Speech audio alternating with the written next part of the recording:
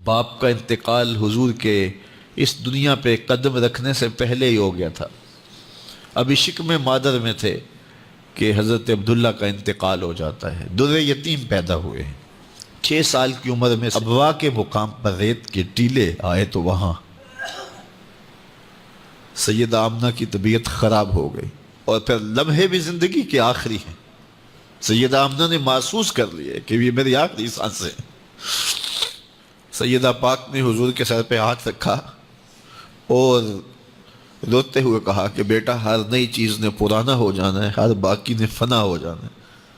میں بھی جا رہی ہوں، وَذِكْرَ بَاق وَوَلَدْتُ طُہْرًا، لیکن میرا ذکر نہیں مٹے گا، اس لیے کہ تیرے جیسا ستھرا بیٹا چھوڑ کے جا رہے ہیں۔ یہ آخری لفظ تھے سیدہ پاک کے کہ سیدہ آمنہ سلام اللہ علیہا کا انتقال ہو گیا۔ خیر، حضور ماں سے لپٹ گئے، امی آپ آگے بولتی نہیں ہیں، لیکن خاموش ہو گیا تھا چمن بولتا۔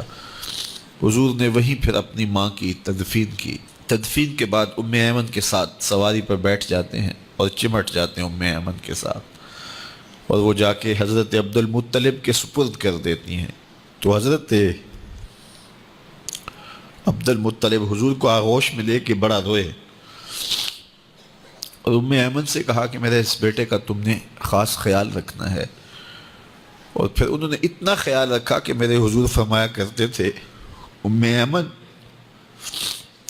میری ماں کے بعد میری ماں ہے۔ 2 سال کے بعد حضرت عبد المطلب کا بھی انتقال ہو گیا۔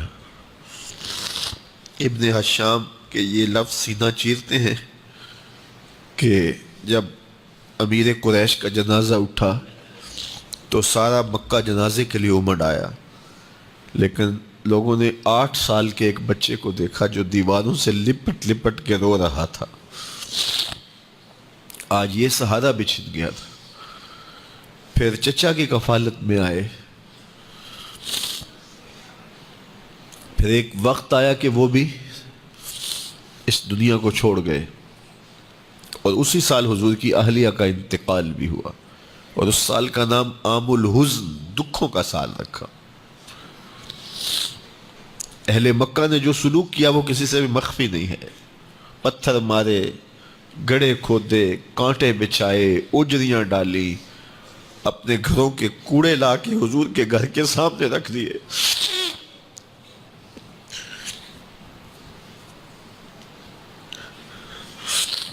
یہ کس چیز کی سزا دے رہے تھے میرے حضور کو؟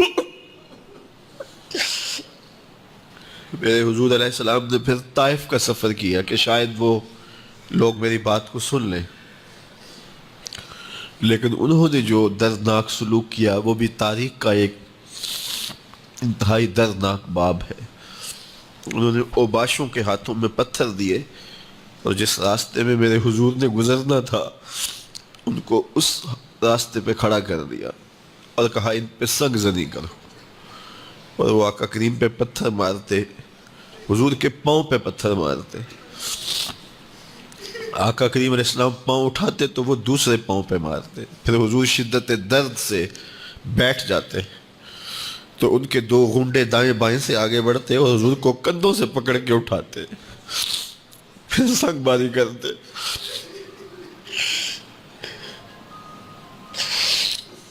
نالین حضور کے خون سے بھر گئے۔ عذاب کے فرشتے حضور کے پاس آئے کہ اگر آپ بد دعا بول دیں تو ابھی ہم ان پہاڑوں کو جوڑ دیتے ہیں، اور یہ طائف کے لوگ پس جائیں گے ان پہاڑوں کے درمیان، آسمان سے پتھر اتریں گے، ان کے سر کچل دیے جائیں جنہوں نے آپ کو دکھ دیے۔ اب صحابہ جو ساتھ تھے انہیں بھی شدید آرزو تھی کہ حضور ان کے لیے بد دعا کریں، انہوں نے بڑا دکھ دیا، تو پھر حضور کے ہاتھ اٹھ گئے۔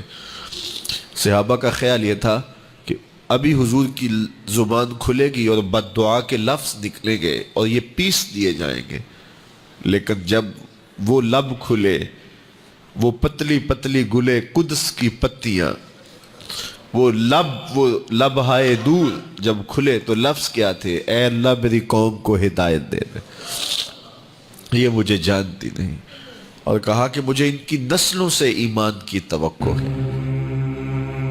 ویڈیو دیکھنے کا بہت شکریہ. نیکی پھیلانے میں ہمارا ساتھ دیجیے. ویڈیو کو شیئر کر کے دوسروں تک پہنچائیے اور ثواب دارین کے مستحق بنیے.